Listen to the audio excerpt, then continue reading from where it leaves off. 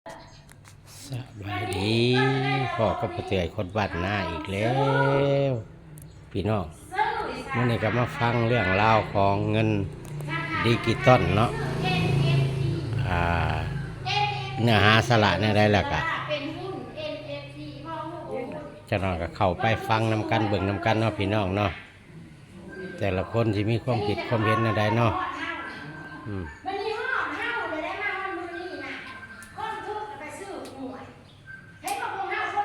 ภาพที่เห็นอยู่ต่อหน้านี่ก็คือบรรยากาศคนเขาห้องอยู่บ้านหัวเมืองเนี่ยหลังกองศูนย์เนาะบ้านนี่ยังเอาห้องให้โจ๊กซื้อหวยซื้อเลขนี่ปัญหาของครอบครัวแล้วมันนี่หันพากันหันมาซื้อ NFT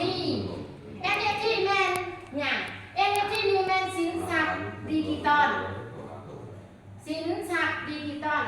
สินทรัพย์ดิจิตอลแมนเนี่ยแมนเป็นเงินนี่แมนทรัพย์สินทรัพย์เนาะท่านมามิตรสร้างมีสินทำอะไรเรือนในสร้างเป็นสร้างสินทรัพย์มีน้อยเนาะมีน้อยสร้างสินทรัพย์ทุกคนเอาสมุนนี้มิตรสร้างมีสินเข้ามาในครอบครัวเนาะเป็นบ่ทุกคนในทั่วโลกมีน้อยคนที่สุดที่บ่ติดหนี้สินเชื่อธนาคารแม่นบ่อีพ่ออีแม่เคยติดบ่หนี้ติดหนี้จะได้แน่คุณบ่ได้ใช้ติดราคาติดไปหลายติดหนี้จนบ่มีอันใช้ติดเฮาติดเอาไปกินเมื่อแล้วบ่มีเงื่อแห้งไปหาเงินมาใช้แล้วเอามาติดต่อเงินรุ่นเฮาต่อใส่รุ่นลูกรุ่นหลานเงินรุ่นหลานแล้วต่อไปเรื่อยๆว่าสร้างหนี้สินเขาใส่ครอบครัวคือกันสร้างเขาใส่ตนเองพากันทุกแม่นบ่ฉะนั้นเฮ็ดจังได๋เฮาจังสิหังวันนี้จังสิมีเงินต้องหันมาซื้อ NFT สินทรัพย์ดิจิตอลสร้างทรัพย์สินทรัพย์เขาในครอบครัวเฮือนสร้างวันนี้สินทรัพย์ดิจิตอลมันเป็นหุ้นคนทุกซื้อหวยคนรวยซื้อหุ้นฉะนั้นในระดับการซื้อมี10ระดับที่100เหรียญระดับที่2 300เหรียญระดับที่3 700เหรียญระดับที่4 1,500 ดอลลาร์ระดับที่5 3,100 ดอลลาร์ระดับที่6,300 ดอลลาร์ระดับที่7นี่แม่น12,100 ดอลลาร์ระดับที่8นี่ก็25,700 ดอลลาร์ระดับที่9 51,100 ดอลลาร์500 ดอลลาร์แล้วได้ระดับที่10สูงสุดนี่2,300 ดอลลาร์มันนี่เพิ่นสักเปอร์เซ็นต์ให้เฮา100%หา 1,000% ต่อปีได้บ่ 100% 5,000% ต่อปีเวลาเฮาฝากเงินธนาคารดีบ่ถ้าเป็นจังซี่เนาะฝากธนาคารมีแต่ 0.3% มีแผ่นแน่รวยฝากเงินอยู่ธนาคารมีแล้วบ่มีเนาะเป็นหนี้แห้งเป็นหนี้สั่งมันนี่อยากรวยบ่รวยเด้อ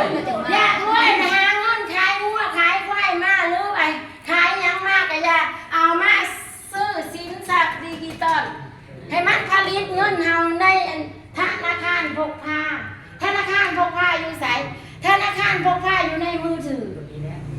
ลืมมือถือกับลืมกระแจตู้เซฟอยู่เฮือนไปฮอดทางแล้วกลับคืนเอาหยังแน่บัดนี้กลับคืนเอาหยังจะพูดว่าลืมกระแจกับลืมมือถือกลับคืนเอาไม่จะเอาหมดนั่นแหละบ่ให้เอาอันนึงเอามือถือเอามือถือเนาะมือถือนี่ไปนำเฮาทุกบ้านย่างแม้แต่เข้าห้องน้ำก็ถือเข้าน้ำแม่นบ่ฉะนั้นเฮาเอามือถือกระแจตู้เซฟปาไว้เฮือนบ่มีผู้ใดเอาดอกกูไปก่อนกูฟ้าวมือถือนี่กูสิโทรมาเฮ็ดธุรกิจกูกลับเพื่อเอามือถือก่อน